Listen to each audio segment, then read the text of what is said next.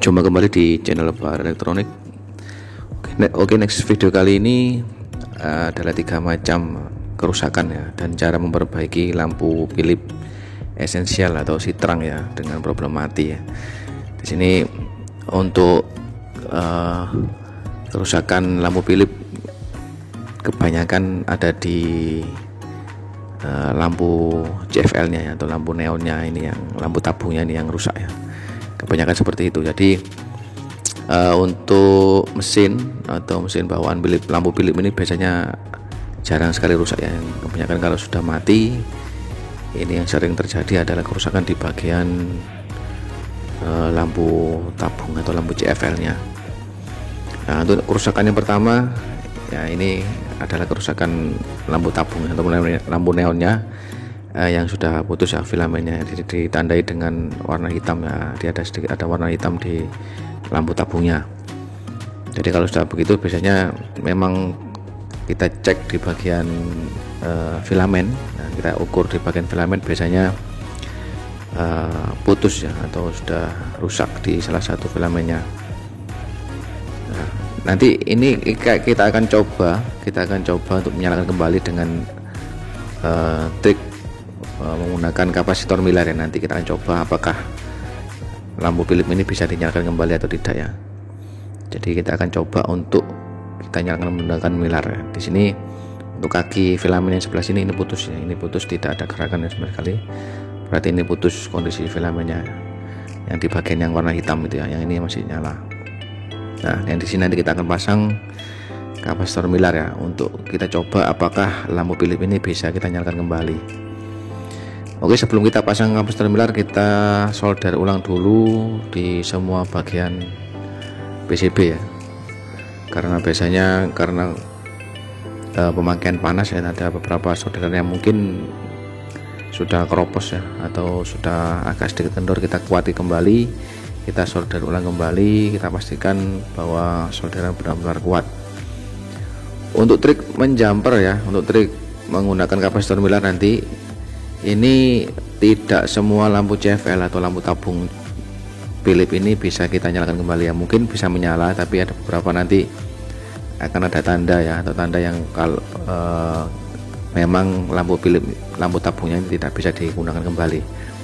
Nah, kali ini kebetulan lampu atau tabungnya ini kondisinya sudah agak sedikit parah ya. Nanti akan ada tanda kalau lampu tabung ini sudah tidak bisa digunakan kembali ya. Jadi untuk trik menggunakan Miller, nah, harus kita perhatikan hasil dari nyalanya nanti ya. Kalau nyala dari lampu tabungnya ini tidak ada gosongnya ya, atau tidak ada nyala warna merah di dalam lampu tabungnya, berarti kondisi masih oke. Tapi jika kita jumper menggunakan Miller, ternyata hasil dari nyala lampu neonnya ini ada hitamnya atau ada warna merah di bagian tabungnya, nah ini sudah tidak bisa kita gunakan kembali ya. Jadi jangan dipaksakan untuk menyalakan kembali menggunakan Miller. Di sini kita bisa menggunakan Miller ukuran 473 ya, atau 563. Nah, bisa kita gunakan salah satu. Nah, kalau saya bisa menggunakan yang 473 ya. Yang kita pasang di bagian filamen ya, kaki filamen yang putus tadi ya. Ingat bahwa cara ini tidak semua lampu Philips bisa dinyalakan kembali ya. Kalau misalkan nyalanya masih putih normal, tidak ada kosong atau warna hitam, biasanya masih bisa dinyalakan menggunakan cara ini. Tapi kalau sudah hitam dan nyala merah, jangan dipaksakan dinyalakannya. Jadi harus kita ganti atau kita buang aja lampu CFL-nya. Sekarang kita akan jumper di bagian kaki filamen ya. Ini untuk jenis kerusakan yang pertama, yaitu kerusakan yang paling sering ya, yang paling sering di lampu Philips ya, yaitu kerusakan di tabung neonnya ya. Lampu tabung CFL-nya itu yang paling sering rusak ya dari sini, dan paling sering biasanya adalah putus seperti ini ya, putus dan warna hitam seperti ini. Nah, jadi ada beberapa yang bisa dinyalakan menggunakan metode ini, ada juga yang tidak bisa ya. Jadi jangan dipaksakan. Kalau memang ada tanda merah atau gosong seperti ini, biasanya tidak bisa digunakan kembali. Karena jadi dipaksakan juga nanti nyalanya juga tidak bisa terang. Oke, sekarang kita sudah memasang dan kita akan coba Nah, ini kita akan lihat ya, ini kondisi lampu tabung yang sudah parah ya, dan ini tidak bisa digunakan kembali. Kita coba nyala, memang masih menyala tapi ada warna hitam di tabung neonnya itu yang menyala merah. Nah, sini kita lihat ya, itu ada bagian warna hitam. Nah, itu ada bagian warna hitam di tabung. Nah, terus ada warna merah, menyala merah. Kita coba lagi. Nah, itu ada sedikit warna merah ya, atau menyala merah di situ. Nah, kalau sudah begitu, nah itu dan nyala merah seperti itu, ini jangan dipaksakan ya, jadi jangan dipaksakan untuk dinyalakan kembali. Berarti ini sudah lampu neonnya sudah tidak bisa digunakan kembali karena sudah terbakar di bagian di dalam lampu neonnya itu ada warna merah. Ini ada ciri jika memang tidak bisa dipakai. Kalau tidak ada bekas seperti itu bisa digunakan. Oke, berarti kerusakan pertama adalah kerusakan di lampu neonnya. Ini untuk kedua adalah kerusakan karena solderan. Ini ada dua ya, ini kebetulan yang ini esensial, yang satunya adalah si terang. Nah, ini kondisi lampu tabung yang masih bagus seperti ini ya, masih putih mulus, tidak ada bekas warna hitamnya. Yang tadi yang sudah tidak bisa dipakai ya, lampu CFL nya. Ini yang kedua, problem kedua karena solderan ya, kerusakan karena solderan di PCB ya. Jadi kalau memang di lampu tabungnya masih normal, biasanya kerusakan ada di solderannya ya. Kerusakan kedua karena solderannya kendor atau ada yang tidak nyambung ya. Ini kondisi lampu CFL nya masih bagus ya, masih mulus, tidak ada gosong atau warna hitam di tabungnya. Ini kita akan cek di kaki filamennya dulu. Nah, kita akan cek. Nah, ini masih nyambung ya, di kaki filamennya masih nyambung. Oke, kemudian kita akan tes di filamen yang kedua, nyambung, keduanya masih nyambung dan masih kondisi masih baik ya, di lampu tabungnya masih baik, cuman ini mati ya. Nah, di sini kerusakannya kedua ya, kerusakan kedua karena solderannya ada yang kendor ya. Di sini kadang memang tidak terlihat ya, tidak terlihat bagian mana sih yang kendor atau bagian mana sih yang perlu disolder ulang. Jika kita bingung ya, kita solder aja semuanya ya, kita kuati, kita solder semuanya di semua titik solderan, kita solder ulang agar dipastikan tidak ada solderan yang kendor lagi. Jadi kita solder ulang aja semuanya kalau kita memang tidak bisa menemukan titik kerusakannya. Nah, di sini yang perlu kita cek dulu adalah di RE ya, atau R emitor, dan RB atau R basis ya, di transistor penguat ya, transistor penguat. Di sini untuk kita pastikan aja nanti di kerusakan ketiga ya, untuk kerusakan TR penguat dan RE dan RB-nya yang rusak. Di sini kita akan cek RE dan RB-nya masih kondisinya masih bagus ya, masih nyambung. Nah, ini masih RB dan RE-nya masih oke di kedua TR penguatnya, masih nyambung. Kalau masih nyambung seperti ini, biasanya TR transistornya juga masih kondisi masih bagus. Karena jika memang REB RE-nya putus, biasanya transistornya juga ikut rusak ya. Jadi ini kondisinya masih oke, tapi mati ya, berarti kemungkinan karena solderannya kendor. Ini kondisinya masih oke, RB RE masih oke, transistornya juga masih oke ya, tidak ada yang rusak. Jadi kemungkinan cukup kita solder ulang aja. Kemudian jangan lupa untuk diukur di air fuse ya, di situ juga ada air fuse di bagian kabel yang menuju ke fitting ya. Itu biasanya ada air fuse atau air penghubung atau fuse atau sikring ya, istilahnya ada sikring di situ.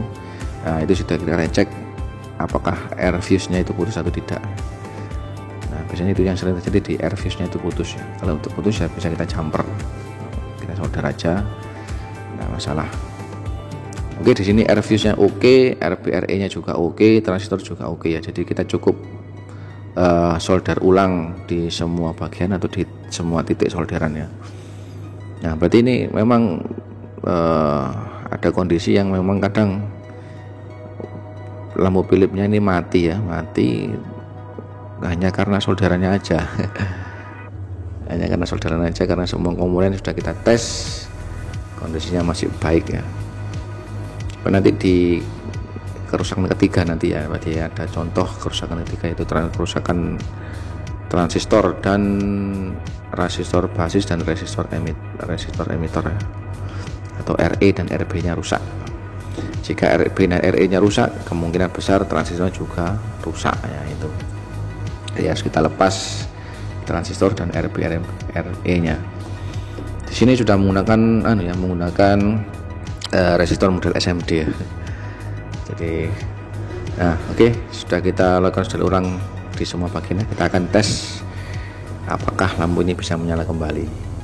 Kita akan lihat dan perbedaan nyala lampu neon yang masih normal ya, lampu tabung yang masih normal. Nah, ini sudah bisa menyala, kondisinya masih mulus ya, tidak ada yang gosong di lampu tabungnya. Nah, ini kondisi masih baik, lampu tabungnya kondisi masih baik dan masih bisa digunakan kembali untuk lampu ini. Nah, ini kondisinya masih baik dan bisa kita gunakan kembali. Oke, untuk kerusakan ketiga, ini kerusakan ketiga yaitu kerusakan di RB dan RE dan transistor penguat ya, di kedua transistornya. Ini posisi sudah kita lepas untuk RSMD nya, RB dan RE sudah kita lepas keduanya. Jadi ada 4 transistor dan 2 transistor yang kita lepas ya, 2 transistor dan 2 RE dan 2 RB. Nah, di sini transistor menggunakan tipe yang ya mungkin agak sedikit langka ya. Jadi nanti kita akan ganti menggunakan transistor 13003 aja, tidak masalah. Di sini transistornya ada nomor seri, cuman mungkin akan kita kesulitan untuk mencarinya. Ya, ini tipe berapa ini? 132 berapa ini yang tidak jelas ya. Kemudian untuk RE kita gunakan resistor 1 ohm ya. Kemudian yang RB kita gunakan resistor 10 ohm. Jadi 2 resistor 1 ohm dan 2 resistor 10 ohm ya untuk RE dan RB nya. Dan ini kita akan gunakan, kita ganti transistornya menggunakan 13003 ya, atau MGE 13003. Jika tidak menemukan yang kecil bisa menggunakan MGE 13003 yang besar ya, yang kotak itu ya. Nah, ini posisi sudah kita pasang transistor dan RB dan RE nya di bawah PCB sepertinya, karena memang RSMD jadi kita pakai R biasa, posisinya seperti ini masangnya. Oke, ini sudah kita pasang, cara masangnya seperti ini karena menggunakan resistor biasa ya. Nah, untuk mencoba sebelum kita pasang, kita coba dulu ya, kita tes. Kita pasang kabel listrik di bagian kabel yang menuju ke fitting ya. Kita akan coba dulu nyalakan apakah penggantian transistor dan RB dan RE nya sudah bisa menyalakan kembali lampu Philips ini ya. Jadi untuk kerusakan ketiga ini adalah kerusakan di bagian komponen. Selain transistor dan RB RE juga biasanya kerusakan di bagian kapasitor ya. Nah, itu kapasitor yang 400 volt itu juga biasanya juga rusak. Cuman jarang yang sering terjadi ada di kerusakan tabung dan solderan biasanya. Kalau transistor seperti ini biasanya jarang terjadi. Oke, sekarang kita akan tes apakah sudah bisa menyala. Oke. Berarti ini lampu tabungnya masih baik kondisinya. Tidak ada yang gosong, jadi masih bisa digunakan.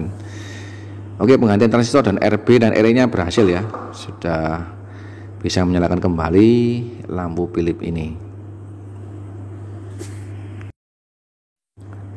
Baik, begitulah 3 macam kerusakan dan cara memperbaiki lampu Philips esensial atau sitrang ya yang mati. Jadi mudah-mudahan bisa bermanfaat dan bisa memperbaiki sendiri ya untuk kerusakan lampu Philips ini. Oke, terima kasih atas perhatiannya. Semoga bermanfaat.